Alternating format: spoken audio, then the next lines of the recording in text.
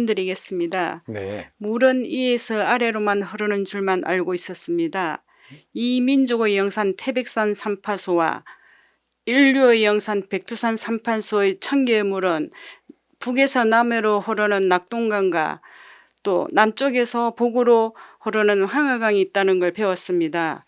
이 물의 삼파수와 이 인간 세상 삼라만상에 살아가는 우리 인간들에게 미치는 영향이라든가 그 모든 것이 좀 궁금했습니다. 혼자 풀 수가 없었습니다.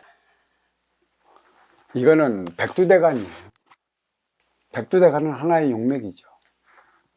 이 한반도는 북에서 남으로 내려오면서 한반도가 형성이 됐고, 이게 태평양이 삼면이 바다로 감싸면서 우리는 다시 대륙에서 내려왔기 때문에 대륙으로 올라가야 한다는 지문, 풍수, 백두용맥을 그려놓은 게 있어요. 이 백두용맥은 남에서 북으로 치고 올라가는 것이죠. 그래서 백두산 저 끝에 압록강과 두만강을 경계로 백두산이 자리하고 있는 것입니다. 아주 간단히 얘기를 할게요. 내가 이에 대한 질문을, 또 이에 대한 본문을 유튜브에 쓸어놓은 게 사실 많이 있습니다. 한반도는 북에서 남으로 내려왔고, 백두용맥은 남에서 북으로 올라가는 거예요. 그래서 우리에는 8대 영산이 있어요. 그 도를 관장하는. 그리고 8대 영산이 있고 또 백두용맥이 이어져 나가고 있어요. 동쪽으로 가면 백두용맥이 있기 때문에 이 뿌리의 지형은 동고서저의 지형이 되어 있어요. 동쪽으로 가면 갈수록 높고 서쪽으로 가면 갈수록 얕아요. 이 동고서저의 지형이 무엇이냐? 인류의 지구의 지형이랑 매 같다. 그래서 이 물의 의미가 있는 것이죠. 영산으로서는 저 지리산이 자리하고, 인간의 인체로서는 요 발바닥에 용천이라 할 수 있는 것이고, 차고 올라와서 속리산을 통해 그 위에 있는 태백산은 단전이라 할 수 있어요. 단전을 통해 설악산 금강산으로 올라가는 저 백두산 끝에 있는 것은 용천이죠. 왜 이런 사리가 되어 있느냐? 서쪽은 육생살이를 위한 활동의 주체예요. 동쪽은 인생살이를 위한 운용의 주체라. 서양의 지형은 육생살이 활동의 주체 지역이듯 이 동양은 인생살이 운용의 주체로 있다는 얘기예요. 이 용맥은 태평양에서 치솟은 용맥이라 지리, 영산을 경유를 해서 태백, 단전을 통해 백두, 백회로 올라가는 것입니다. 이게 정확히 인간의 지형이에요. 그래서 우리가 얘기하고 있죠. 왜 백두산이 인류의 명산이며 왜 태백산이 민족의 명산인지 말들은 많이에요. 그렇지만 왜 그런지에 대해서는 말을 못해. 근본을 모르니까.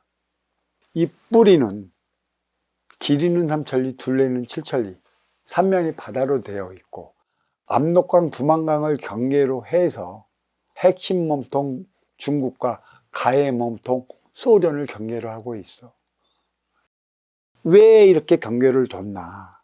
물은 천기의 길이 있기 때문에 항상 물이 나여 있는 그 곳은 건너서 기운의 차이가 많이 나요. 왜 몸통과 뿌리를 연결해 놓는 그 기운을 왜 압록강과 두만강을 경했나? 몸통으로서 몸통을 삶을 살아가기 위해 이 뿌리에서 주어진 영양분이 있을 때만이 제 역할을 다해요. 이 뿌리가 지금 활동의 주체가 되어버려 정신량을 마련하지 못하는 바람에 핵심 몸통 중국이 제로 코로나 정책으로 인해 갖고 만백성의 불만을 튀어나오게 만들어 놨고, 가해 몸통 러시아가 우크라이나와 전쟁을 하고 있어요. 정확하게 러시아는 가해 몸통이라 두만강이죠. 두만강은 서에서 동으로 물이 흘러요. 압록강은 동고서저라. 동에서 서쪽으로 흐르고 있죠. 동에서 서쪽으로 흐르고 있는 이 경계는 핵심 몸통 중국과 경계하기 위한 것에 있고요. 또 서에서 동으로 흐르는 두만강은 가해의 몸통 러시아와 경계를 하기 위한 것에 있어요. 정확한 건 백두산에서 흐르는 한파수가 숭화강인가? 송화강. 정확히 이 송화강은 남에서 북쪽으로 흘러가고 있다는 얘기죠. 이게 무슨 뜻이냐? 핵심 몸통 중국과 뿌리와는 뗄래야 뗄 수 없는 사이라는 것이죠. 사실 보면 이 핵심 몸통 중국은 70%의 뿌리의 기운을 받아갖고 히말라야 산맥 너머 천상 산맥 너머에 자리하고 있는 동남아 국가를 비롯한 모든 영향력을 펼치고 있어요. 뿌리의 기운 없이는 안 된다는 얘기예요. 근데 가해의 몸통 러시아는 30%의 뿌리의 기운을 갖고 올려주기 때문에 그들의 모든 성향은 누구를 닮았냐면 서양 가지의 성향을 닮아 있는 것이죠. 결국은 서양 가지 쪽을 뻗쳐나가고 있어요. 핵심 몸통과 가해 몸통의 그 차원이 있는 것이에요. 그래서 물은 정확하게 삼파수로 흐르는데 두만강, 압록강, 송화강 이게 썰어놓으로는 가고 있지 않다는 얘기예요. 또 내려오면 태백은 단전이에요. 이 단전 밑에 누가 있어? 인의 기운이 자리하고 있어. 민족의 영산이 기운이고 태백산에 딱 올라가 보면 그 형태에 대해 그 풍수적 지리에 대해 내가 설명을 다 해줬지 않았습니까? 천재단 옆에 비행기 폭격장이 있고 그 밑에 용정이 있다. 이 삼파수고 용정은 단전수로 나누는데 이 삼파수가 흐르는 곳이 있어요. 그 삼파수가 동에서 서로 흐르는 게 남한강이고 서에서 동으로 흐르는 게 오십천이에요. 또 하나 북에서 남으로 흐르는 게 낙동강인 것이죠. 삼파수의 영맥이 정확히 나눠 흘러져요. 이 낙동강에 흐르는 이 물의 차원을 봐야 돼요. 왜 모든 산맥과 낙동강이 경남을 통해 이루어 내려가는가? 그리고 결국 동족 상쟁 6.25가 낙동강 전선으로 이루어져 더 이상 침범을 못했고 끝내는 오늘날의 38선을 치게 만드는 그 원동력이 되어 있어요. 이 낙동강 물줄기가 어마어마해요. 북에서 남으로 흐르는 물줄기는 없어요. 또 남에서 북으로 올라가는 송화강의 물줄기도 무슨 의미가 있는지 결국은 하나라는 거예요. 백두대간을 통해 갖고 몸통과 뿌리는 하나라는 얘기, 한형제라는 것이에요. 다 밝혀놨는데 물은 천기의 생명을 지기로 흘러내리는 운송수단이라고 했습니다. 그래서 몸통은 뿌리의 모든 것을 벤치마킹에다가 영양분을 뿌려드리는 거야.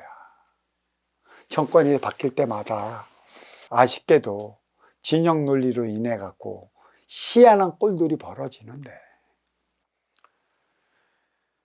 이거는 다시 봐야 할 일이고, 그리고 이 낙동 정맥은 북에서 남으로 흐르는 만큼의 백두대간 안쪽에 떨어지고 있어요. 왜 떨어질까? 천의 기운, 결국은 이 물은 숭화강 쪽으로 올라가야 하기 때문에 정신량 마련을 해야 하는 곳은 산이 많은 운용의 주체다. 들이 많은 서쪽은 활동의 주체 생장, 수장, 천면만화를 일으키는 것이고 이 산은 생사 여탈의 질량을 담당하는 것이에요. 그래서 물줄기가 다 있는 것입니다. 하나로 연결 다 되어 있어요. 그리고 서쪽은 활동의 주체, 동쪽은 운용의 주체, 산이 많은 곳이라 생사 여탈에 하나 되어 나가는 화합의 에너지를 마련을 해야 하는 것이고, 화합의 에너지처럼 서쪽은 생장, 수장, 질량의 에너지를 가져와야 돼요. 무슨 차원이 있냐? 백두대간 안쪽에 살아가는 이들은 운용의 주체요. 들이 많은 쪽에서 살아가는 것은 활동의 주체라. 대부분의 강물들이 동에서 서쪽으로 다 흘러요. 다 동에서 서쪽으로 흐른다고. 강물과 강물이 있으면 서울도매 마찬가지 않습니까? 강남과 강북의 에너지 차원이 나듯 삼의 에너지 이렇게 주어져요. 생사여탈, 천변만화.